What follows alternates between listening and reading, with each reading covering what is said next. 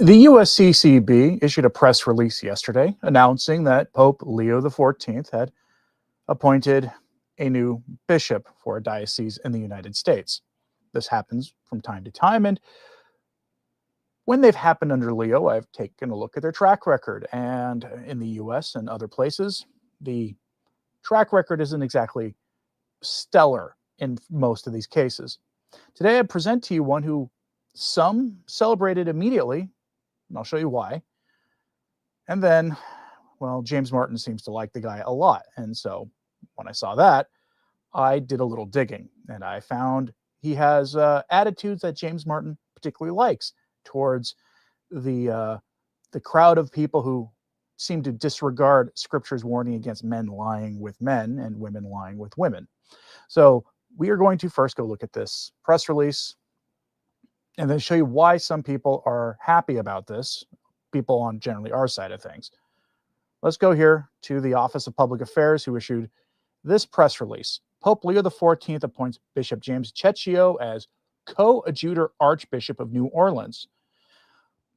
Now, a coadjutor bishop, for those who don't know, is a bishop who has immediate right of succession upon the retirement of the current outgoing bishop. A coadjutor is appointed typically because the bishop is too tired, too infirm, ill, or some other way not able to fully do his duties as a bishop, but he's not in such a condition that he has to just take early retirement either. And upon the retirement or passing of the bishop, the coadjutor becomes bishop automatically by right. And so this is your new Archbishop of New Orleans, or will be shortly. Now let's go with the official line from the USCCB is before we show you a positive thing about the bishop. The appointment was publicized in Washington, D.C. on September 24th, 2025 by Cardinal Christophe Pierre, Apostolic Nuncio to the United States. Archbishop Gregory M. Amond is the current Archbishop of New Orleans, and the appointment as coadjutor Archbishop confers on Bishop Checchio the right of succession for the Archdiocese of New Orleans. And then they have a link to his biography, and it gives you some basic details about New Orleans.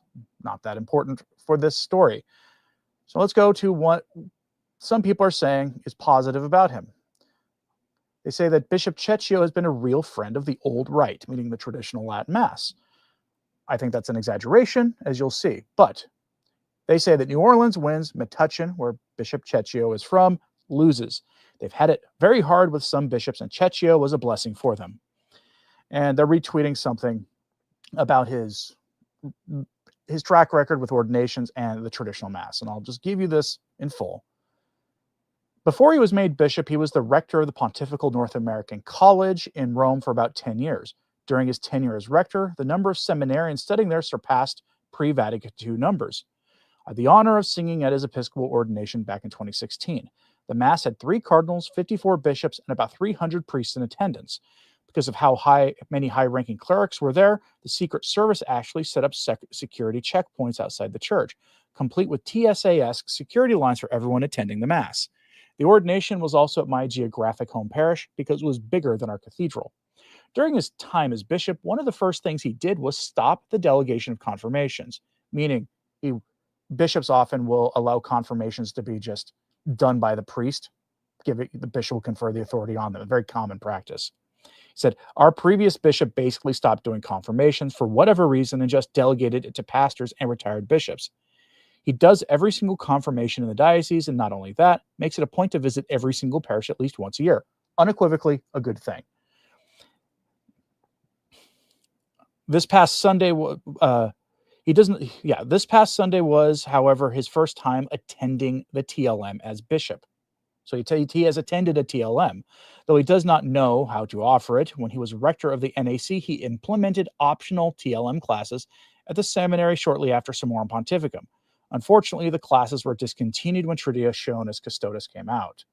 Now, and for that, he is a, quote, friend of tradition. Now, I'm going to give you the counterpoint to that is attending the TLM is not a bad thing. You would hope a bishop would. Every bishop who has that Mass offered in their diocese should offer it. But he was the rector at a seminary in Rome when Summorum Pontificum came out. it would seem to me that he was following the orders of Summorum Pontificum by offering classes that were optional for priests to learn how to say it. So I'm not going to just jump too much on giving him praises, especially when we have this from Lepanto Institute. It's a little ambiguous, but I did find some things here. It said, Bishop Checchio has been appointed coadjutor for the Archdiocese of New Orleans. We are told from people who know him personally that he is a McCarrick protege. And, you know, and there you have him pictured there with McCarrick, which is not exactly a good look, to put it mildly. Now, granted, this was that picture was taken before the things about McCarrick came out. And why he was appointed to New Orleans, to give you a little idea about why Rome chose him. Partially, as you probably noticed there, he has a good track record with vocations. So Catholic News Agency reports that he was to join the troubled Archdiocese of New Orleans. And it's troubled because of the background of the McCarrick problem. They have, $230 million settlement, up from the previous 180 for McCarrick kinds of problems, evil deeds done by men who should never have been priests. Like 5 years of actual judicial processes. And in general, he's been sent there to handle it. But I'm going to start showing you a little bit of problems here. He is a McCarrick protege. We do know that. He was one of the ones who, when the allegations against McCarrick were first really made public by Vigano 5 years ago, he's mentioned here briefly, where it says, in separate statements, Bishop Checchio and Cardinal Joseph Tobin of Newark, yes, they ran in the same circles, where Cardinal McCarrick served in between his appointments at Metuchen in Washington, said this was their first notice that Cardinal McCarrick had been accused of these things. And they rely mostly on Tobin. By rank, you would, of course, do that when writing an article. But, he basically here shares his, shock and being appalled by what happened, which is, and I do want to take him at his word for that, but I can't help but be reminded of when Cardinal Kevin Farrell, you remember 2018? I covered it back in 2018 when he did this. He went on to the news and he was like, I'm shocked about these allegations. Now with Cardinal Farrell, McCarrick was his roommate. They literally lived together, which also begs some questions. But they lived together, and these kinds of deeds would have been done under the roof that Cardinal Farrell was sharing with McCarrick. At least you would think so. So his shock and surprise at this, I won't take all that seriously. But when you have now Archbishop Checchio running in the same circles as Tobin, and now I guess presumably Donald Wuerl and a few of these others, you begin to question just how much did they actually know, especially in light of stories like this. Go to complicit clergy. Now, they're citing here an old Church Militant article. Church Militant's website is basically dead, so can only use this here. But the headline is, Bishop Checchio ignored parishioner concerns until Church Militant blew the whistle. Let's go over this verbatim. A pastor in the Diocese of Metuchen, New Jersey, removed the name of a practicing James Martin type serving as the facilitator of a parish multi-letter acronym group. Yeah, this is a men lying with men as women lie and women lying with women group that's officially part of a parish. After Bishop James Checchio contacted him in response to a Church Militant investigation. So Church Militant contacted the bishop, and then the bishop asked them to remove the information from their website. Great. Church of the Sacred Heart in South Plainfield hosts this kind of faith-sharing group called In God's Image. Church Militant confirmed that a number of parishioners in Metuchen have called and written Bishop Checchio for months to express their concerns, and then they have a tweet. The brochure for the group offers an unclear statement regarding the group's adherence to Catholic Church teaching. Now here's from the group that the bishop ignored all the complaints from the laity until Michael Voris started calling. Rooted in peace and justice, we are a parish-based group, sharing faith and support with all those types of folks James Martin really likes. 18 and over, well, there's that at least. There are families and friends with outreach to the Metuchen Diocese and our sisters and brothers across our local community. We acknowledge and respect the teaching of the Roman Catholic Church. And strive to create an environment where people may honestly and faithfully share their stories. Though we are a Catholic group in origin, our invitation and welcome is open to people of all faith traditions. And then the local priest, who was the pastor there, was listed as the main contact for the group. While a man named David Harvey, in a parody of Holy Matrimony, was listed as the facilitator on Friday. His name was removed from the website Monday after the diocese contacted the parish in response to the Church Militant investigation. Church Militant confirmed that a number of parishioners in Metuchen have called and written Bishop Checchio for months to express their concerns about Harvey's role in that group ministering to Catholics. They've also made multiple requests for face-to-face meetings, which have never been granted. Parishioners are deeply concerned and confused about the platform Sacred Heart is providing to Harvey. Checchio either fails to respond to requests or responds with general correspondence that never addresses Harvey or that group at Sacred Heart.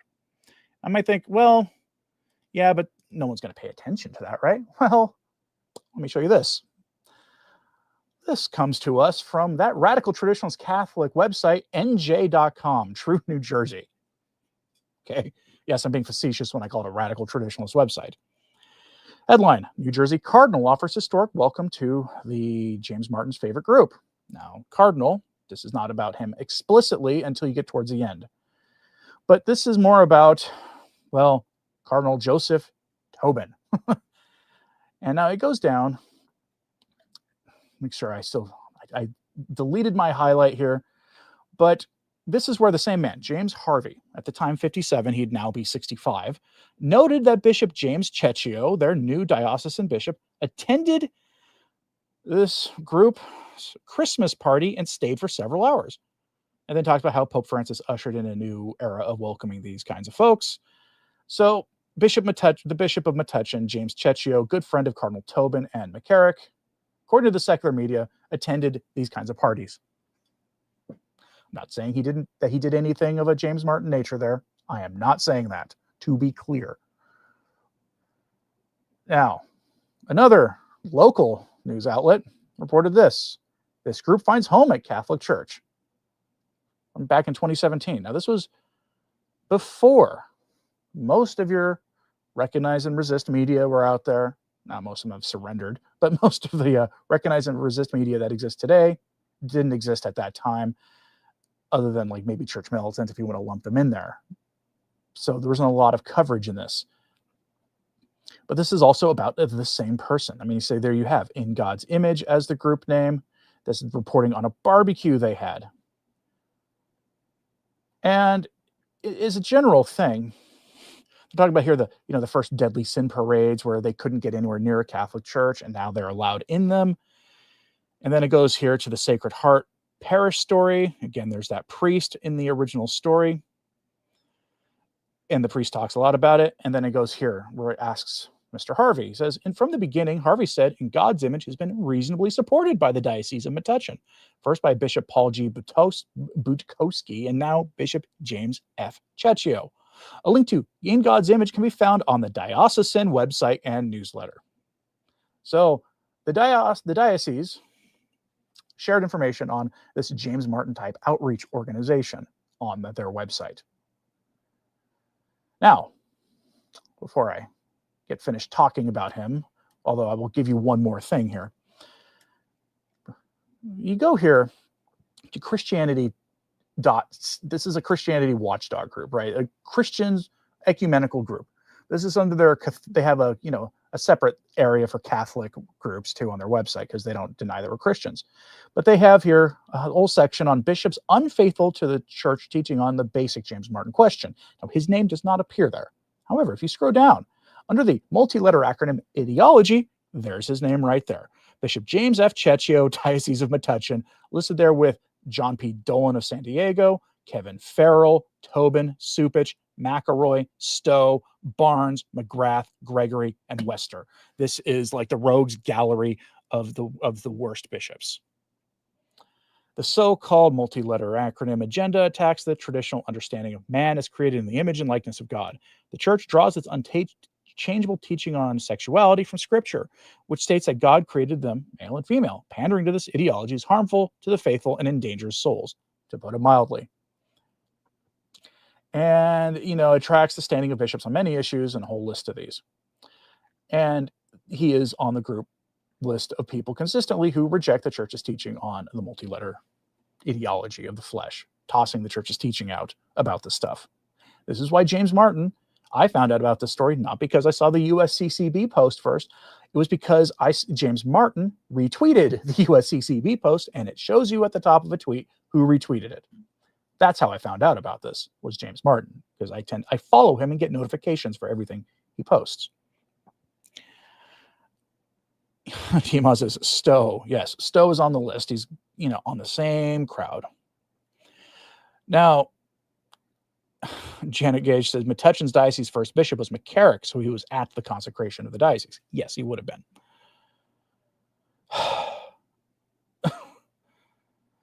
Now, the church that hosted the James Martin group, says Janet, was where Checchio's consecration as bishop was held. See, there you go.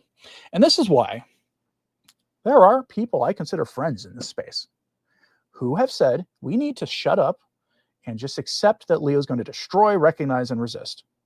He's going to destroy all this stuff, and that we need to be good and shut our mouths, and so that we can get our Latin masses back, so that people don't have to drive 2 hours to get to their mass. Well, that's nice.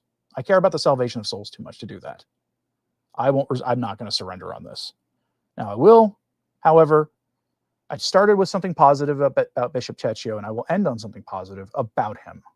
That's why I said he was a mixed bag, because there is some good to go with the bad.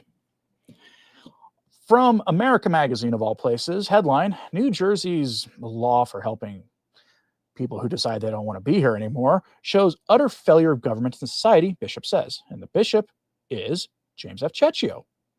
That is correct. That law, any law like that, is an utter failure of government and society. It is the triumph of the culture of death. He says it is failure to care truly, authentically, and humanely for the suffering and vulnerable in our midst, especially for those living with an incurable disease, as well as the frail elderly, the infirm, and those living with disabilities. This evil act, which is just another version of the sacrifice to Moloch, this is just getting rid of people who are inconvenient, is a grievous affront to the dignity of human life and can never be morally justified, he said. The legal permission now granted to this practice does not change the moral law. He said that under the new law, the elderly, quote, could feel undue pressure to view this as an option to prevent being a burden to others, and young people will begin to think that people can and should be disposable. Indeed, he added, with this law, there will be a further desensitization of the value of human life. And he is not wrong in any of that. If you need proof, go look at what has happened in Canada and in the UK with their laws like this. There are people who've gone to the hospital in Canada with something serious to deal with, and they're told, well, you've got like a 3-year backlog because their universal healthcare system sucks, like all universal healthcare systems do. So we have this option here. You could just remove yourself from this problem entirely. Dreadful, evil stuff. So he is 100% right on that. And it's important to have bishops who are 100% right on that issue, because you're going to see that law adopted in more and more states in the United States. I would love for a way there to be for the Supreme Court to deem that unconstitutional. I don't know how they'd accomplish that, though. Now, I am very curious what you have to say about this. Timaz says, #zip it. Yes, we're supposed to zip it, apparently.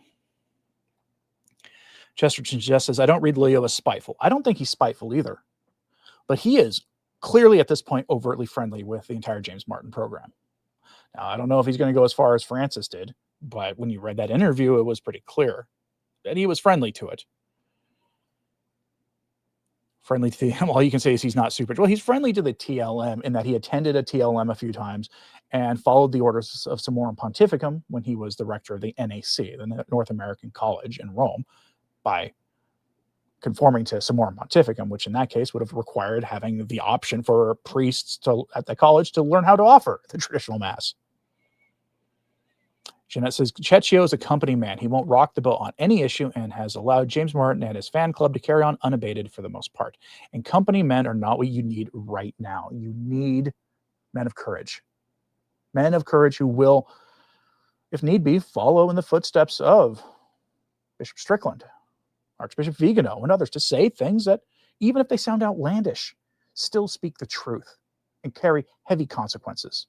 And we don't have that right now. That's what is needed. Traditionalist Catholic nails it 100%. The point of recognize and resist is the faith, not solely the TLM. That is correct. That is correct. selling out the defense of the faith so that you can have access to a TLM.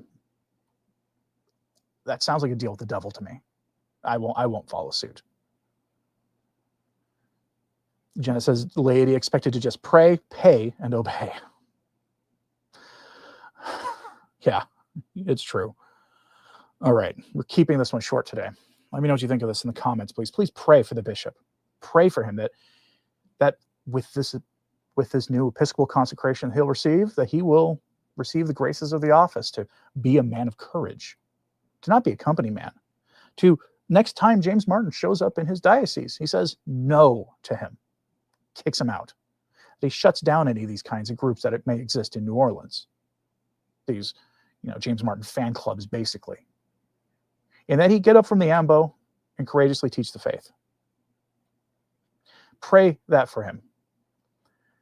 There have been more miraculous turnarounds and conversions in the history of the church than what I just described should be your prayer intention for him. So please pray for him. And always pray for the church. I'm Anthony Stine. Ave Maria.